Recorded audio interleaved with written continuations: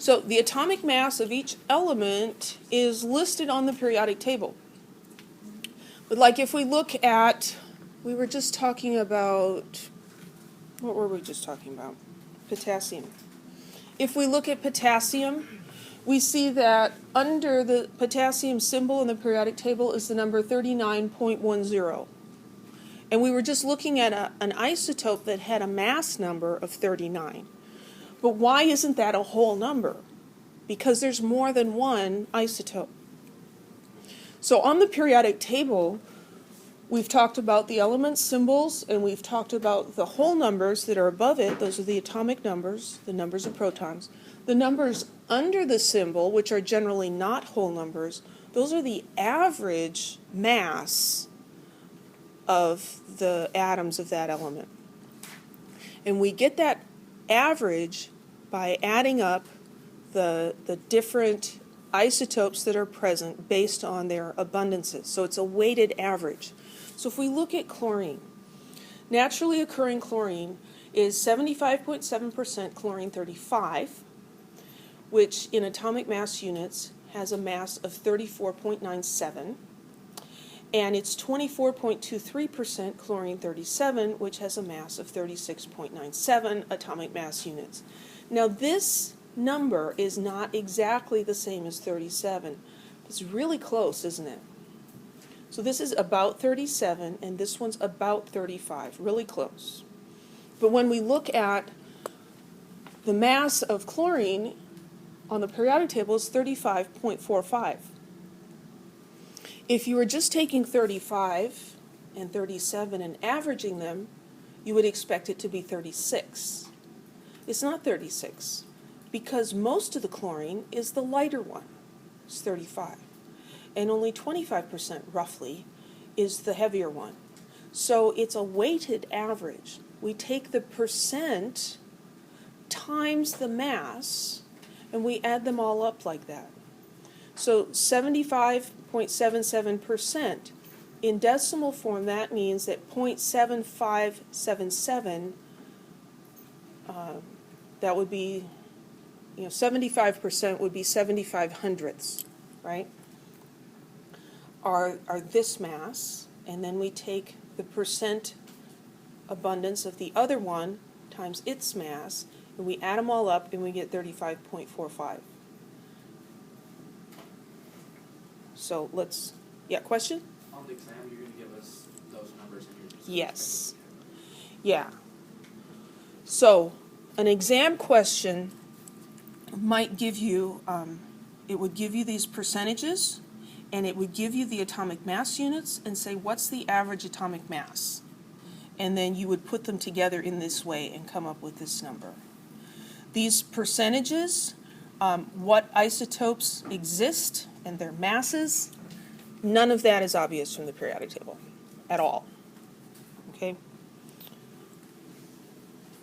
So in general, the atomic mass is calculated by this equation, which this may or may not be helpful to you. So if it's not helpful to you, just plug your ears and say la la la. You take the fraction of isotope 1. That's taking the percent and making it into a fraction, just dividing by 100. You take the fraction of that isotope times the mass of that isotope, plus the fraction of the second isotope times its mass, plus the fraction of the third isotope times its mass. However many isotopes you have, you just add them up like that. Question? So will we always know the percentage of a isotope? Will you give it to us? The question could be asked backwards, but I won't, because it's messy.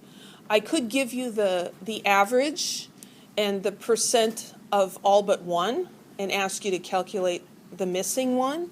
That's messy, and I don't think it's worth our time. So it's a lot just to find the percentage of one. Well, finding the percent of one is something that's done experimentally, and so then we just tell you this is the percent abundance. So you will be given percent abundances and be given the masses of each isotope, and I'll ask you to calculate the average mass. We'll always know how many isotopes there are? I'll tell you, yeah. So let's do an example, because a lot of times when we do an example, things become a little more clear. So this is the sort of question that could show up on the exam. Magnesium has 3 naturally occurring isotopes with masses of 23.99, 24.99, and 25.98 atomic mass units, and natural abundances of 78.99%, 10.00%, and 11.10%. Calculate the atomic mass of magnesium. So what we do is we take the percent abundance and we express it as a decimal. Because 78.99% means 78.99 per 100. So that is equal to the fraction 0.7899. And we're going to multiply that by the mass of that isotope, which is 23.99. And the unit here is atomic mass units. And then we're going to add, and I'm not going to do it on one line because it's not going to fit. I'm going to add the next one, so 0.1000, because the second one is 10%, times 24.99 atomic mass units, and add the third one, 11% is 0.1110, 11.10%, times its mass of 25.98 atomic mass units, and equals. And your calculator will be just fine with you punching all this in without any parentheses. 0.7899 times 23.99 plus 0.1000 times 24.99 plus 0.1110 times 25.98 equals. Calculator says 24.332481. I don't know how I did that. 32481.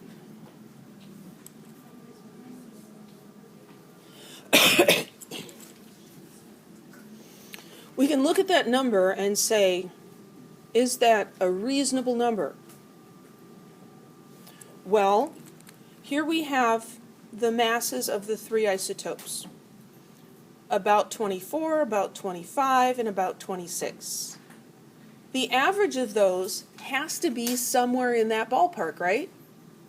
It has to be more than the smallest and less than the largest. This is more than the smallest and less than the largest.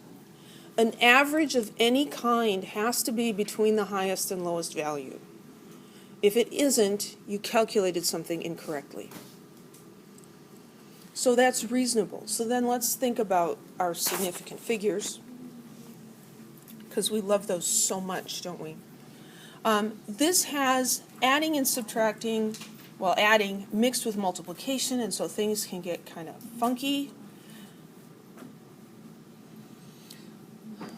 But what we should end up with, these are all given with 2 decimal places, and so we should end up with 2 decimal places, and so we would want to round this to 24.33 atomic mass units. Shortcut on sig figs. Were you able to get your calculator to give you that number? No. Do it one more time. Anybody else?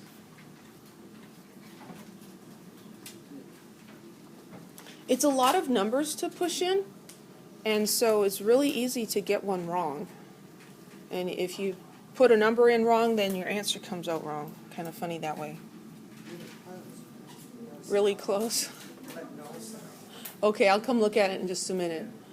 When we give you an example that's an actual element, you can also check your answer on the periodic table. Here, magnesium, its actual average atomic mass is 24.31. And so our answer of 24.33, differing only in the last uncertain digit, tells us we did it well. I'll just tell you, if this shows up on the exam, you'll get a made-up element. Because otherwise, right, you could say hey, it's multiple choice. I'm not going to do all the math. I'm just going to pick the answer off the periodic table. Yeah, right? And so we know that you think that way. And so we'll make up element, I don't know, some crazy, that's where we get to be creative. We make up elements. It's not the user, it's the calculator. It's always the user. You have to beat the calculator into submission. It's just If it's not behaving, you need to punish like a it. computer when people go, Yeah. So there is the end of chapter 4. Here are the chapter 4 in review slides. Also very, very interesting. And all your YouTubes are on the Blackboard, right? The YouTubes are on YouTube. The links. The link for the YouTube channel is on Blackboard. It's Chemistry with Mrs. K. So if you go to YouTube and you search Chemistry with Mrs. K, you'll get there also.